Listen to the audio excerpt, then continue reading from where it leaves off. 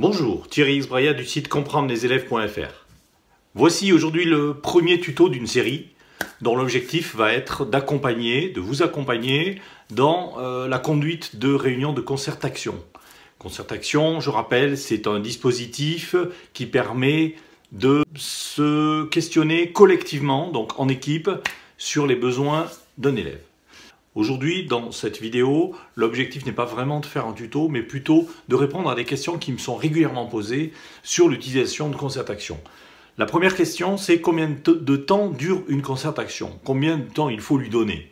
Alors, il faut différencier la première concertation des suivantes. Pour la première, il nous faudra 2h30, voilà, ou 3 heures pour être tranquille. Pour les suivantes, on peut arriver à faire une concertation en 1h30. Alors pourquoi c'est si long pour la première? Parce qu'il y a des éléments de compréhension à avoir sur l'outil d'analyse. Ça va nécessiter un peu de temps, ça c'est la première chose. Et puis la seconde chose, c'est que il y aura aussi à accompagner la personne qui présente l'élève à formuler les choses de façon factuelle. Et ça, c'est un apprentissage qui nécessite un peu de temps. Voilà. Donc l'équipe va prendre plus de temps pour la première réunion. Deuxième question. Si on fait ça, pour tous les élèves, on va y passer notre vie. Alors effectivement, je trouve que cette question est très bonne et je pense qu'il ne faut pas traiter tous les élèves. Il y a plusieurs enjeux. Il y a des objectifs visibles, et il y a des objectifs cachés dans une concertation. Les objectifs visibles, ce sont ceux annoncés, c'est-à-dire de comprendre les besoins des élèves collectivement, de mieux les saisir et de remplir par exemple un PPRE, une mise en œuvre de PPS, etc. Voilà, ensemble. Ça c'est le premier objectif, celui qui est visible, celui qui est annoncé. Seulement il y a d'autres objectifs qui sont cachés et qui, à mon avis, sont tout aussi importants, peut-être plus, puisqu'ils ont pour mission de transformer dans la durée des pratiques d'équipe. Donc l'idée, c'est bien de se mettre à plusieurs et de réfléchir collectivement. Et ça, avec un outil d'analyse, on est entraîné à se poser des questions et on est ciblé sur le cœur de notre métier, c'est-à-dire les élèves et puis leurs besoins. Voilà, c'est quand même le cœur du métier de l'enseignant. Et du coup, si on ne fait pas tous les élèves, c'est pas important, parce que on va travailler dans le fond, c'est-à-dire on va travailler à une façon de se positionner par rapport aux élèves, une façon de s'interroger aussi par rapport à eux, et une façon de se positionner aussi par rapport à nos collègues. Donc du coup, si on ne fait pas tous les élèves, c'est pas grave, c'est pas même important, et puis voilà, il n'y a pas d'objectif à se donner de ce côté-là, quoi. L'autre objectif qui est caché, qui est celui de se dire finalement quand un enseignant est participant, voilà, qu'il est un des coopérateurs, voilà, c'est comme ça qu'il est nommé dans le jeu, un des participants qui est coopérateur, qui est en classe par exemple de maternelle, qui est enseignant de maternelle, qui écoute son collègue de la classe de CM présenter un élève, il va lui venir en entendant parler de cet élève des situations qu'il connaît lui, ou qu'il a connues, ou qu'il connaîtra. Voilà, donc il est déjà au travail, lui, en tant qu'enseignant dans sa classe, quand il écoute son collègue en train de parler. Donc ça, c'est aussi un objectif qui est quand même de taille, c'est-à-dire que chaque enseignant travaille aussi pour soi, mais pas que. Il travaille pour soi et pour l'élève dont on parle. Troisième question, c'est quel est l'élève que l'on doit choisir pour commencer?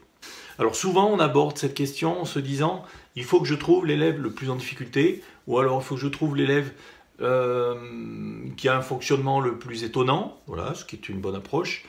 Mais personnellement, ce que j'invite à questionner, moi, c'est pas tant du côté de l'élève. C'est-à-dire, c'est pas finalement quel est l'élève qui dysfonctionnerait le plus, mais quel est l'élève qui met le plus son enseignant en difficulté. Alors finalement, du coup, on l'attaque pas par l'élève, mais on l'attaque par l'enseignant. Et finalement, on va aller rechercher chez l'enseignant quelles sont pour lui les situations qui lui sont les plus difficiles. Voilà, et les situations dans lesquelles il se sent le plus en difficulté. Alors, ce n'est pas un travail d'analyse de pratique, mais on analyse aussi sa pratique quand on fait ce travail, voilà, collectivement. Quatrième question, y a-t-il un travail à faire préalablement? Alors oui, on peut pré-remplir la fiche PP, c'est la fameuse fiche projet personnalisé qui est fournie avec le jeu, qui est aussi en téléchargement sur mon site. On peut remplir la première page pour noter des faits et arriver à la réunion avec ce document faire lecture de ce document et l'amender des remarques des collègues. Ça, c'est une façon d'accélérer, de gagner un peu de temps, mais il est aussi très intéressant de ne pas préparer, c'est-à-dire il est intéressant de... Alors ça nécessite de prendre un petit peu plus de temps, mais c'est pas énorme non plus. En tous les cas, c'est intéressant que l'enseignant ne prépare pas, arrive et qu'il se laisse conduire par le questionnement de l'équipe, qu'il se laisse conduire aussi par son propre questionnement pour présenter, et que l'équipe soit là simplement pour l'aider à formuler les choses de façon factuelle.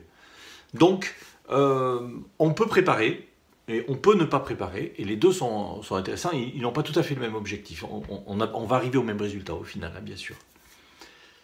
Une autre question, combien faut-il d'enseignants autour de la table au minimum? Alors, moi je dis, une équipe, au minimum, c'est 2 personnes, donc voilà, fin de la réponse. Combien de personnes au maximum? C'est la question d'après. Eh bien, là aussi, c'est à chaque équipe de réfléchir, mais si l'équipe est trop vaste, eh bien forcément que ça complique la communication. Déjà, à partir de 10, ça peut commencer à être compliqué. Donc après, on peut travailler par cycle, par type de classe, si on a une grosse école, peu importe. Mais voilà, après, c'est des questions d'organisation plus que d'efficacité. Une autre question qui est souvent posée, je ne connais pas l'élève en question, et du coup, est-ce que j'ai bien intérêt à participer? Moi, à mon avis, l'intérêt, il est double. C'est-à-dire, le premier intérêt, il est pour la personne qui ne connaît pas l'élève, puisque ça va lui évoquer des situations qu'il connaît dans sa classe. C'est sûr que ça va lui évoquer des élèves qu'il connaît, ou qu'il a connus, ou qu'il connaîtra. Ça, c'est évident. La deuxième chose, c'est que, ne connaissant pas l'élève en question, on a plus de recul, et du coup, on pose des questions que l'on ne peut pas se poser quand on est dans la situation, parce que trop pris dans des jeux affectifs, des jeux voilà, systémiques, qui font que cette place plus extérieure donne plus de hauteur, quoi, finalement, au questionnement. Qui peut participer à ces concertations? Donc là, c'est c'est quels sont les métiers en fait, hein. Bon, bien sûr les enseignants spécialisés, bien évidemment, mais aussi les AESH, mais aussi les ATSEM, mais aussi le chef d'établissement, enfin le directeur, etc. Tous les participants de l'école, il peut y avoir le psychologue, il peut y avoir, si on est dans un établissement spécialisé, comme ça j'ai pu en animer dans des ITEP par exemple, une équipe pluridisciplinaire, plus il y a de métiers différents, et plus on va ouvrir le questionnement, plus la réunion sera intéressante. Voilà, je vous remercie pour votre attention. N'hésitez pas à commenter, à poser des questions, et puis éventuellement à vous abonner.